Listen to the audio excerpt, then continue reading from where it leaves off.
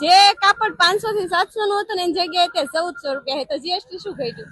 દિવાળી નજીક આવે, દિવાળી બજેટ હલી જાય ને, ભાવ તો ઈ જ છે, મોંઘવારી છે ઈ છે. અને અત્યારે તો બજારમાં તમે 4 વ્હીલ લઈને આયલા જાવ ને એટલો ટ્રાફિક ઓછો હે.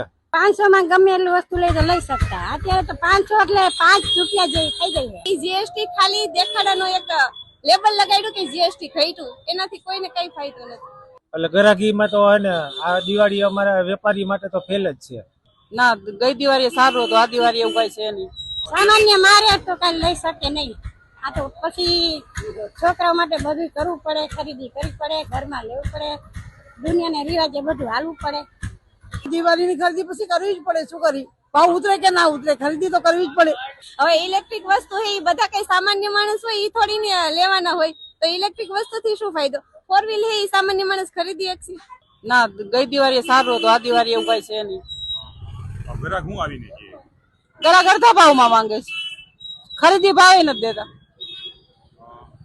20 નું હોય તો 10 નું માંગે છે. કઈ મળતું નથી એટલે જ બેઠા છે. નાના છોકરા હોય એ જીદ પકડતા હોય કે આપણે એમ કે 600 રૂપિયાની નથી વસ્તુ, પણ આ લોકોને ખબર પડી જાય કે 600 રૂપિયાના લેવાના જ છે, એટલે એમ કે ના 600 થી માસી નહીં નકર નીચો તો અમારે એક જ ભાવની દુકાન છે એટલે આપણે 600 દેવા પડે.